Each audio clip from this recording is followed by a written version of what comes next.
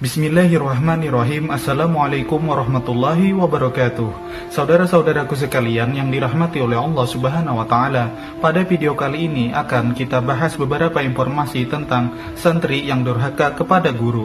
Salah satu penyebab sulitnya rezeki adalah durhaka kepada guru, seperti rasa sombong dan meremehkan. Janganlah kita datang kepada guru hanya karena ingin mendapatkan ilmu, namun kita melupakan dan menjauhi guru ketika kita merasa sudah tidak memerlukannya. Karena ingatlah, keberkahan ilmu dan rezeki kita tergantung pada bagaimana adab kita terhadap guru.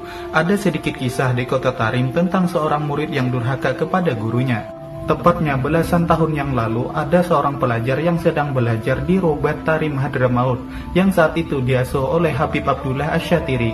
Pelajar itu dikenal sangat alim hingga mampu menghafal kitab Tuhfatul Muhtaj sampai 4 jilid.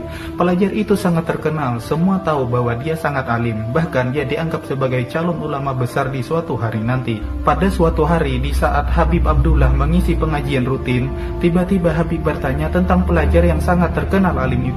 Kemana si Fulan? Semua pelajar bingung menjawab pertanyaan sang guru.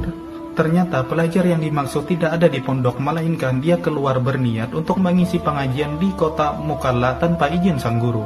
Akhirnya Habib Abdullah Asyatiri yang terkenal alim dan juga waliullah itu berkata, "Baiklah, orangnya boleh keluar tanpa izin, tapi ilmunya akan tetap di sini." Di kota Mukalla, pelajar yang sudah terkenal alim tersebut sudah dinanti-nantikan para pecinta ilmu untuk mengisi pengajian di Masjid Umar Mukalla. Singkat cerita, si pelajar ini pun maju ke depan dan mulai membuka ceramahnya dengan salam dan mukadimah pendek. Takdir Allah, ternyata setelah membaca amma ba'du, si pelajar alim ini tak mampu lagi berkata sama sekali. Bahkan kitab paling kecil sekelas Safinah pun dia tak mampu ingat sedikit pun. Maka dia pun langsung tertunduk dan menangis. Para hadirin pun heran, ada apa ini? Akhirnya salah satu ulama di kota Mukalla pun menghampirinya dan bertanya, "Saudara, kenapa bisa seperti ini? Apa yang saudara lakukan sebelumnya?" Dia menjawab, "Saya keluar tanpa izin dari Habib di pondok madrasah saya." Dia pun terus menangis, hingga beberapa orang menyarankan agar dia segera meminta maaf kepada Habib tersebut. Tapi parahnya, dia dengan sombong tidak mau meminta maaf. Kesombongannya inilah yang pada akhirnya membuat semua orang menjauhinya dan tidak ada satupun yang peduli lagi padanya. Bahkan hidupnya setelah itu sangatlah miskin dan hanya menjadi penjual daging ikan kering. Dan di saat dia meninggal, dia mati dalam keadaan miskin, bahkan kain kafannya pun tak mampu dia beli, hingga akhirnya kain kafannya hanya dia dapat dari pemberian seseorang.